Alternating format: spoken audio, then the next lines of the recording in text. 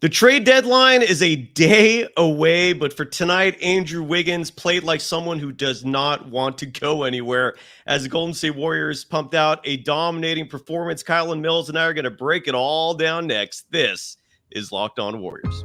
You are Locked On Warriors, your daily Golden State Warriors podcast. Part of the Locked On Podcast Network, your team every day.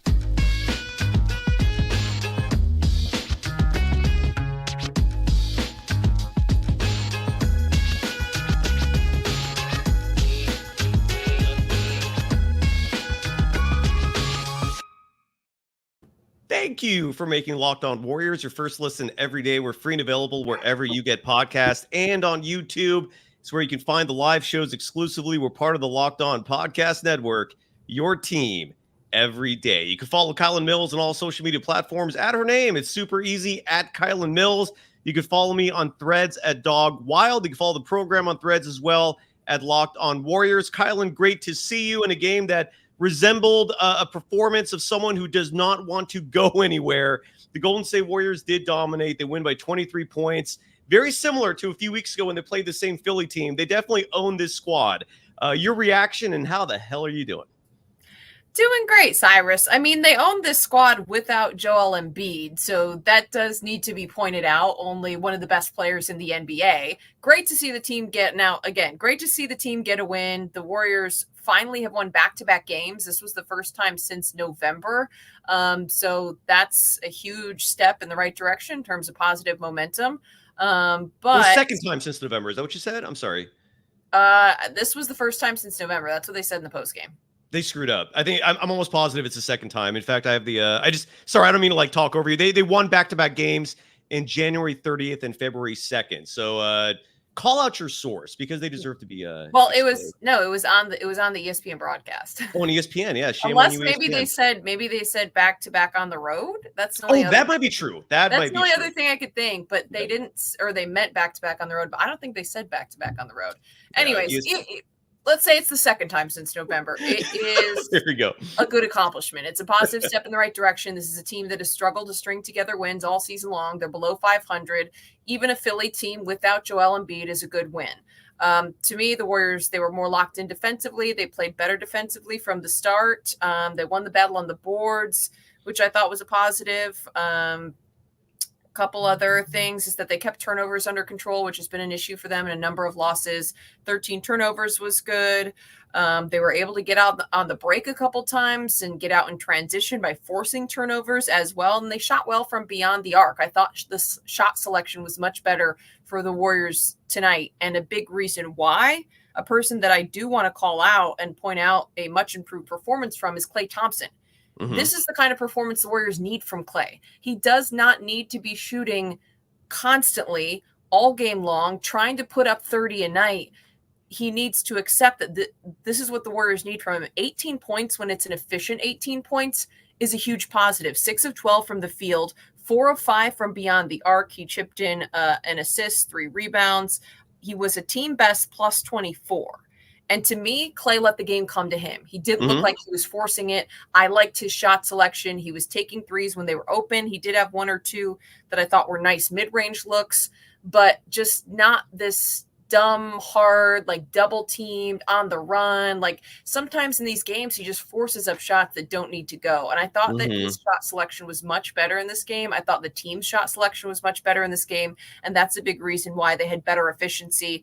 Looking at the numbers, the Warriors 50% from the field, 42+% from beyond the arc. And I think that Klay Thompson deserves some credit. I know it's been a very tumultuous week for him in light of him being asked after the game by Anthony Slater about not playing to finish out a fourth quarter. A clip went viral of him on Twitter, kicking the bench and appearing to wave off Steph Curry when he was trying to talk to him earlier in the season while he was dealing with some frustration. But to me, there's still value for Klay on this team. It's a matter of him accepting what his role is and being able to make the most of the minutes that he gets and the shots that he gets by letting the game come to him. Yeah, and honestly, I'm happy for him. Yeah, I'm happy for him too. Again, for folks unaware that why we didn't have a show last time, I was in a blackout for 3+ days. It was a torturous experience. I did not even watch the Warriors Nets game, and then I saw the clip today. I feel like if Klay didn't react the way he did, it would be a non-story, because this was not the first time that Klay did not finish a game. Kerr actually did that earlier this season, one or two other times. But then Klay, like, I mean, I thought he was going to cry. I mean, this was someone whose wounded pride was showing. And, you know, and I wrote this on Threads. I'm like, Klay, I love you, man. But if you want to trade the hairline, if you want to trade the physique, if you want to trade the bank account, sign me up. You got a good life, man. Like, things could be a lot worse than you not finishing a game. But again, he's got a lot of pride there. What were you? Any other thoughts about Klay and the reaction? Regarding Klay, it was tough to watch that clip. Anthony Slater flat out asked him if it was hard to adjust to not finishing out a game, and he did. He looked like he was going to cry. But the thing is, I understand it's a hard process. Getting older, body slowing down, having to accept that you may not be able to play. Klay Thompson joining us. Appreciate you listening. It's hard to accept that Father Time is undefeated. It's hard for everyone, no matter what you do in life, whether it be exercising at home, waking up with more soreness and aches and pains. Like, no one enjoys that. And when you talk about someone being a future Hall of Famer, an all-star guard who's dealt with life-altering injuries and wanted to come back, I wanted so badly, and the game of basketball is his entire life, you'd imagine that has to be so mentally tough to truly move on and get over. My role in this team isn't going to be the same, but it's not.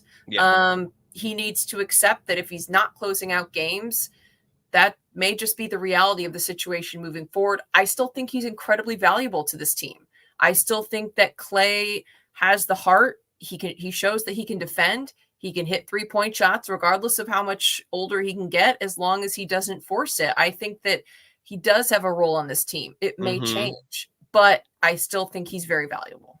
Can you give me a recap real quick here, because I missed the game. And I've been without power for so long, I couldn't record it. You know, I didn't know what was going to happen. Recap that Nets game real fast before we really delve into the Sixers game. And we're going to talk about the trade deadline. How did that game go? Because Wiggins did not play. We all know that Klay struggled. I looked at the box score, read the recaps. It sounded like Steph and Kuminga had the show. Side note, during the broadcast, there was a stat revealed that since January 12th, so we're talking almost a month here, Stephen Curry and Jonathan Kuminga lead the NBA among all duos in scoring. Combined, they're averaging 58.6 points per game. That's over a point better than Devin Booker and Kevin Durant. Those two are jiving. It's a beautiful thing to watch. And it looked like that was the show. But recap in your words, what happened in that game, so you could fill me in, because basically I missed 1/82nd of the season, and I'd like to know what happened in your words. Well, maybe some of our viewers can fill us in, because I think I just mentioned to you before we went on, I was calling a basketball game. Big Ten Network, Michigan State was hosting Minnesota on Monday evening. So I was on the call for that. So we and both was missed not it. Okay. watching the Warriors game. I did just see the box score and some of the highlights after the fact. Obviously saw all of the chatter that was going on Twitter, but I don't know that I can give you a play-by-play recap accurately. From what I did see, though, is that Jonathan Kuminga was a monster once again. I do know that much from watching the highlights. He finished with, I think it was 28 points, 10 rebounds. He had a double-double for sure, a couple of blocks, got to the line a bunch of times. He looked like he was playing super aggressive and trying to get to the hole. So that was a big positive. Podziemski also had a double-double, and I think there's a stat floating around about how many double-doubles he has for a rookie is somewhere up there now in the upper echelon of Warriors history. So big play from Brandon Podziemski would be my summary of what I saw from the highlights, and then Jonathan Kuminga also having a great game. But big win for the Dubs. That's about all I can break down for you. Well, they're 3-1 on this road trip, which is incredible. Now, look, the opposition leaves a lot to be desired in terms of big wins, but wins are wins. Sorry to be so redundant there. Tomorrow they play the Pacers. I think that's the first real test of this trip. So we're going to talk about that. We're going to recap this game. Just a fantastic overall concerted effort from everyone involved. Lester Quinones, by the way, has been such a game changer since replacing Corey Joseph in the rotation. I like him.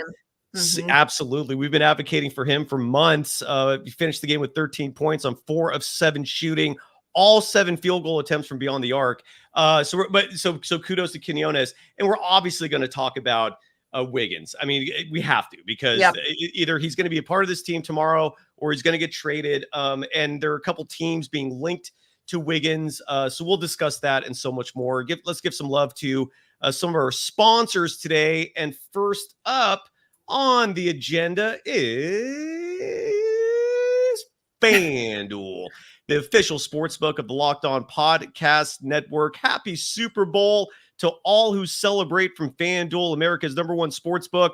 Kylen, any feelings about the Super Bowl? Any predictions? I believe the line went back down to 1.5. I don't know how the Niners are favored in this. It does show how deep they are. Any thoughts, as we're just a few days away from the big game? I don't know. I don't have any. It's a tough one to predict. I think I would be putting my money on the 49ers if I was betting, but it's going to be an interesting one.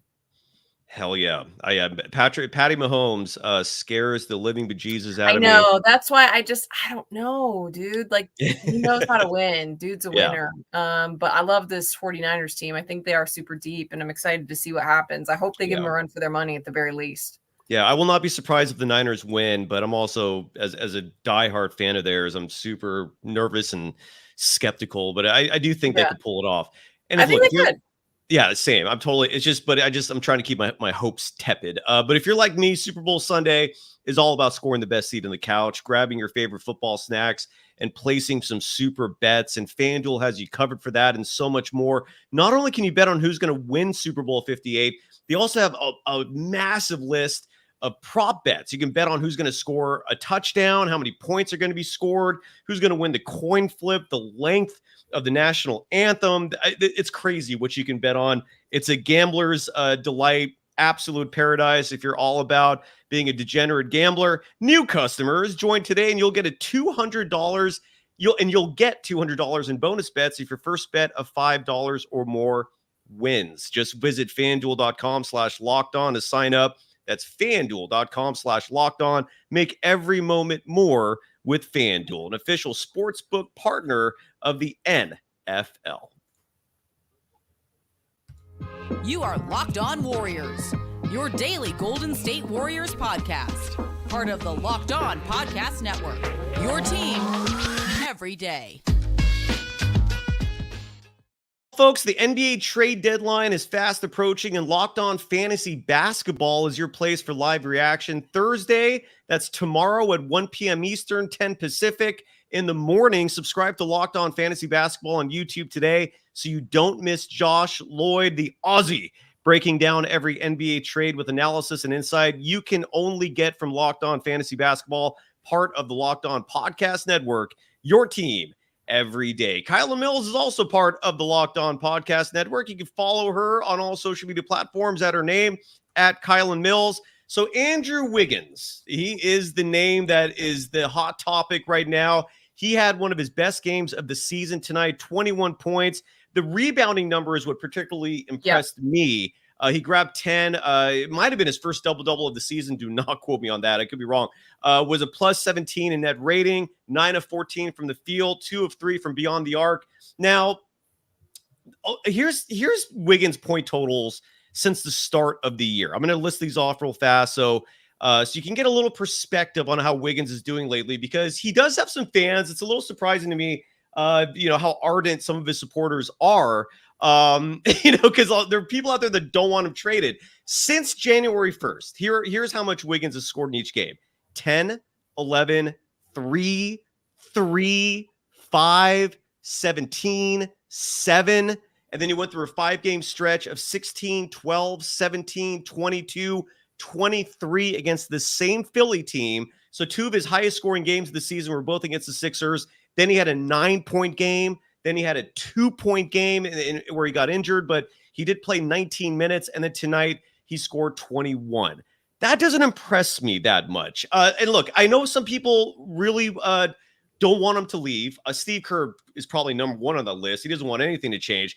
I am of this very strong belief. And Kylen, you've said this before, and I've agreed with you then. I don't know if you still feel this way, that if the Warriors don't make a move tomorrow, this is a first or second round exit team at best. Wins against the Sixers when they're missing, like in the first time they played Philadelphia, Maxey was out. tonight, Joel Embiid is out. So these aren't exactly like big tests. These aren't exactly like, tape measure games to truly, decide and judge how good this Warriors team is doing. There are reports out there where the Mavericks are interested in Hardaway Jr. And Grant Williams, I believe, are the names that might come back. There's another report. I forgot the other team already. I'm drawing a blank. But if you remember, fill in the blank, please. But what are your thoughts right now on Wiggins? Do you want him to stay? Are you happy if he stays? Are you like me, who really thinks this team needs to trade him? What are your thoughts, Kylen? I think the Warriors have to make a trade. I don't think there's any question about that. I think this is a playoff team as built now. I don't think this is a title-winning team, a title-winning roster as built now. So something has to give. Some pieces have to be moved, and they have to get enough back to make this a championship-winning roster. So for the folks saying they want to hold on to all the starters, they want to hold on to all the youngsters, like, who are you giving up? Like, who are you willing to trade? I think some folks have been saying Dario Saric, like, yeah, fair. But, like, is a Saric enough along with a couple of, future picks to bring in someone who's going to do enough for the Warriors to be championship contenders? I don't think so. You're going to have to give up something. And the big question is what? And based on the way that he's been playing, you pointed out the numbers. Andrew Wiggins is the most movable piece. You can't move. And I know a lot of people are saying Klay Thompson, Klay Thompson, Klay Thompson. You can't move Klay Thompson. Steph Curry will not sign off on that. There have been multiple reports saying that this organization will not trade a player without Steph Curry's approval, and especially not one of the big three, so a Draymond Green or a Klay Thompson, without Steph Curry coming to them with the idea and even suggesting at first, like, hey, it's time to do this. And Steph Curry is way too loyal of a person. Those three are extremely close. It's just not going to happen. So beyond trading Klay, like, what other names are out there? I guess that would be my question for folks who are against trading Wiggins. I don't necessarily want to see Wiggins go, but to me, who else are you moving? The Warriors have to do something, or at least I would like to see them do something. I think CP3 would be an option, but what are you going to get from him? For him, he's hurt. He's hurt and he's old and he's been hurt. He's had injury issues. I get people saying Looney, like, I agree. But again, I just think you also have to move someone with value in order to get something with value back. Right. So to me, that's why, like, it just makes the most sense. I don't necessarily want to see Wiggins go. I think that we've seen a lot of positive from him recently. He deserves a ton of credit. He played great tonight. I thought Andrew Wiggins played great. This is more like the Wiggins of old. But is he going to consistently be that? And regardless, who are the Warriors going to trade to bring in valuable pieces? I think they need more than just one player, unless they're bringing in like a tier one player. But even then, well, the other trade, Kylen, that I remember now what it was. It's a trade where you send Wiggins, and again, this is just what people are speculating. The Jake Fishers of Yahoo and the Bleacher Report folks, like they're throwing all these trade rumors out. And so the Bucks are the other team where you'd basically get back Bobby Portis. Steve Kerr did coach Bobby Portis for Team USA the previous summer. So supposedly there's a relationship there. I would love Bobby Portis. He's the type of player that, in my humble opinion, would be fantastic. I would sign off on that trade immediately. There's also speculation. This has nothing to do with Wiggins, although maybe you have to move him to make the salaries match. But the Warriors are reportedly interested in Alex Caruso. Casey Johnson of NBC Sports Chicago reported that. He reported that. That is not speculation. But the Bulls supposedly did not want to trade Caruso before Zach LaVine decided to sabotage everything by electing for foot surgery. That was really bold on his part. There's no doubt about that. And I think that just threw all of their plans into a twist. Alex Caruso is someone that I know Steve Kerr loves. And so, and make no mistake about it, even though Steve Kerr is technically not the GM, he is calling the shots. They're not pulling a single transaction without his approval. So that's what's out there. Do any of those excite you at all? I would love Caruso. I think any of those moves, in my opinion, improve the team. And I think this team is better than the record shows. I do think maybe one move is all it will take. I know you feel like there needs to be more than one, but I would still be. I agree with you. I think that the Warriors are better than the record shows when fully healthy with everyone back, because you do have to realize Draymond Green has not been with the team for the majority of the season, or what feels like a majority of the season, at least for a consistent stretch of games due to suspensions, and trouble that he's been in. So I don't know. I just feel like fully healthy, this team is better than a below 500 team, but are they one piece away from being a championship contending team? I guess it depends on the piece, but I also want to say that I can see the Warriors not making any moves. That's honestly that's what I expect to happen. So as much as I know we have a great dialogue going in the chat, and we like talking about it, I am at the point where I'm accepting that no moves are going to be made. Mm-hmm. What do you think? Oh, no, I agree, and it bums me out to say that. Because again, if they just roll with this, I'm not going to pretend like the last 3 months hasn't happened. That's not some smoke screen. That's just a make-believe event in Warriors history. That there is a reflection of reality in what we've seen from this team. And again, Andrew Wiggins, and I'm going to reveal this soon. Okay, I'm going to have a whole show dedicated to Wiggins because there's a lot I need to reveal about him that I've learned, and I know a lot of people are very curious about the time missed, how he's a shell of his former self. And what I found out answers everything. It was like the puzzle piece just went in there. I told you what it was. And we'll save that for another show. There's also, there's two things I need to reveal. One is that, the other is what Wiggins was heard saying in the Warriors tunnels that a lot of media members caught. And when you hear that, I guess what I'm trying to say here is the Wiggins we're seeing right now, that's a little better than what we've seen earlier in the season. I read off all the scoring numbers since the beginning of the year. They're not overly impressive. They're nothing like what we saw in 2022. Wiggins is someone who plays largely based on motivation. My biggest concern with Wiggins is he does not want to leave this Warriors team. He is happy here. And a week from now, if he's not traded, are we still going to see this production, or are we going to see him go back to I'm not going anywhere, things are chill now? Like that's my biggest concern. What are your thoughts on that? I don't know. Based on what you said about what he's dealing with and going through, I don't know if he necessarily would be like, hey, I'm going to chill. But my concern would be, is this issue resolved long term? Is this going to be something that's going to be an ongoing struggle where he's going to be inconsistent in his play? I don't know. But my full expectation is that the Warriors aren't going to make any moves, and we're riding this roster out till the end of the season. I do think with the emergence of Jonathan Kuminga, I do think with Draymond Green back in the mix, I think if Andrew Wiggins plays better and closer to what he was during the championship run 2 years ago, I think this is a competitive roster. Is it a championship winning roster? Someone said they thought so in the chat. There also is the buyout. There also is the buyout market. That's also a possibility. Yeah. I don't know. Yeah. I mean, they're clearly too small to compete with some of the best teams.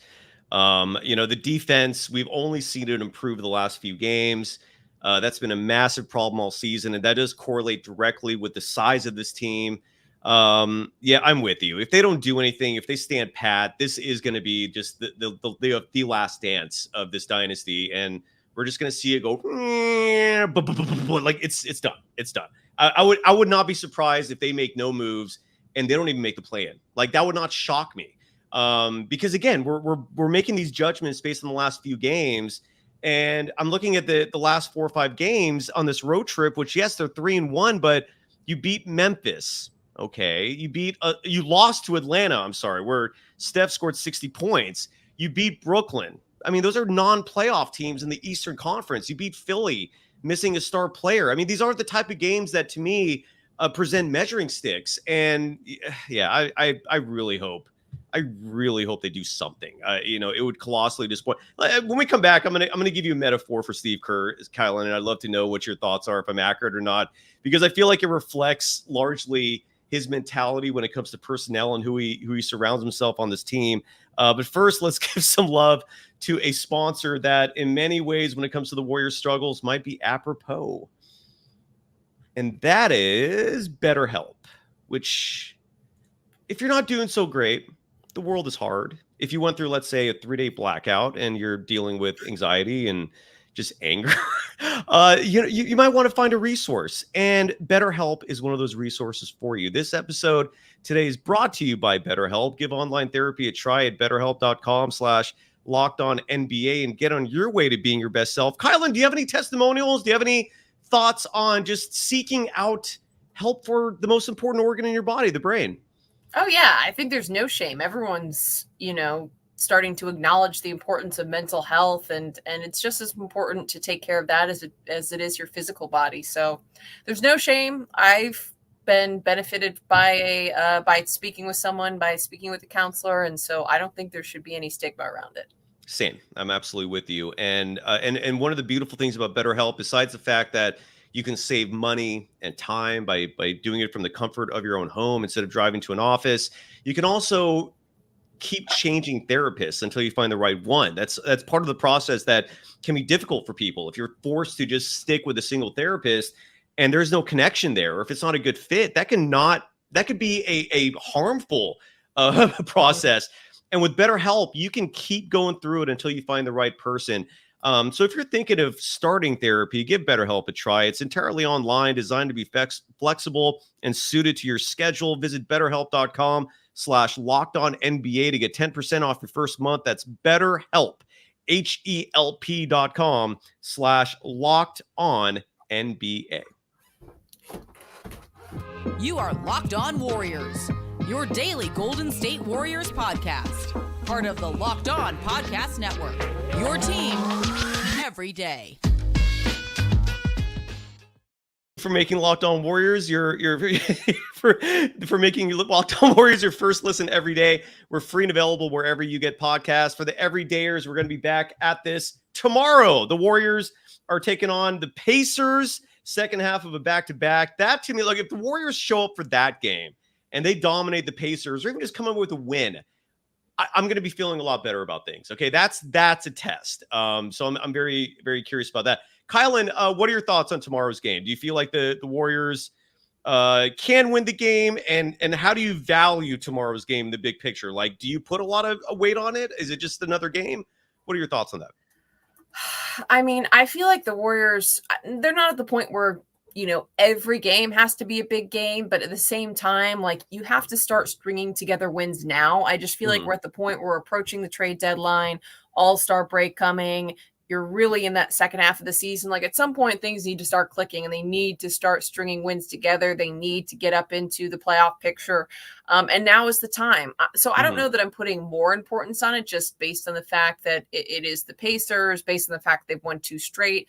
But I kind of feel like they're at the time now where every game is really important because of where they're at in the standings at the moment, and the fact that the second half of the season, they have to start clicking. Like, at some point, things have to start coming together, and this is it. So, now that if everyone's healthy, and I mean, aside from CP3, if everyone's healthy at this point, and actually GP2, now that I think about it, I kind of forgot about him. If everyone else is healthy, I think the big thing is getting Draymond back has been huge for the Warriors. I do think he's had a positive impact. I know we didn't talk about him specifically in light of tonight's game. He didn't have any big numbers offensively, didn't hit one of his threes that he's been doing. He did have 6 boards, but I do think overall he's really helped with the continuity of this group. And so I'm just hoping to see all of it start coming together. Like, I feel like we've seen moments where Jonathan Kuminga has been outstanding, taken over games, but he hasn't had enough help. Steph Curry going off for 60 points, but they lose. Doesn't have enough help. Getting Draymond Green back, starting to provide some of the continuity, but then you also need Andrew Wiggins to start playing well at the same time. You need Klay Thompson to be more of who he was tonight and not come out next game and have a clunker.